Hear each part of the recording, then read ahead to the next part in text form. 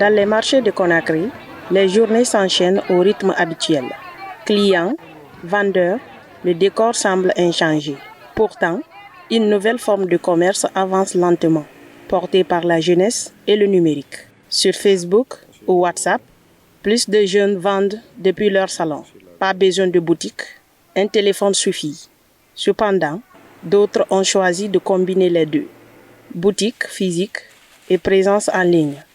Une stratégie pour élargir leur clientèle.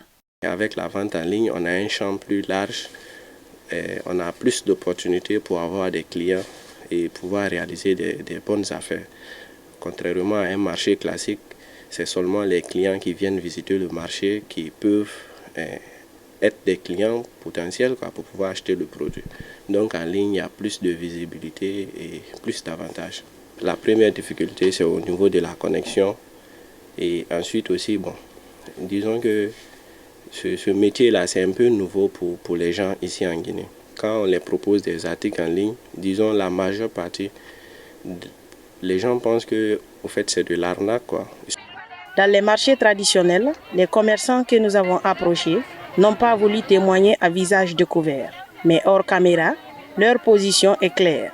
Pour eux, le commerce en ligne ne change pas fondamentalement leur quotidien. Ils évoquent plutôt la baisse du pouvoir d'achat. Selon eux, si les ventes baissent, c'est parce que les gens n'ont pas d'argent. Et puis, leurs clients, souvent analphabètes, continuent de préférer les achats directs au marché. Chez les consommateurs, le commerce en ligne séduit surtout les jeunes urbains. Mais tous ne sont pas convaincus. Ça me permet de ne pas me déplacer, surtout en cette saison pluvieuse.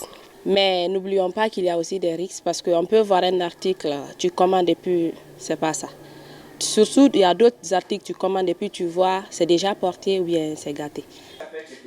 Pour l'économiste Mamadi Keïta, enseignant-chercheur à l'Université générale Lansana Conté de Lambagne, la vente en ligne ouvre de nouvelles perspectives. Elle participe à la modernisation du commerce, mais ne menace pas encore les structures classiques. Le commerce en ligne ne peut être qu'une extension du marché traditionnel. Le commerce en ligne réduit le coût pour les clients, en particulier les clients des grandes entreprises qui font le commerce en ligne. Et le commerce en ligne également crée la croissance économique. La croissance économique parce que les commerçants qui vendent en ligne vendent souvent en grande quantité puisqu'ils peuvent avoir des clients partout dans le monde. Et le commerce en ligne peut avoir aussi d'autres impacts qui est la création d'emplois dans certains secteurs. Par exemple, le secteur du marketing digital. Donc, la première des choses, l'État fait la réglementation. Cette réglementation, elle existe déjà. L'État doit juste l'améliorer et la vulgariser. Étal et écran coexistent désormais dans le paysage commercial guinéen.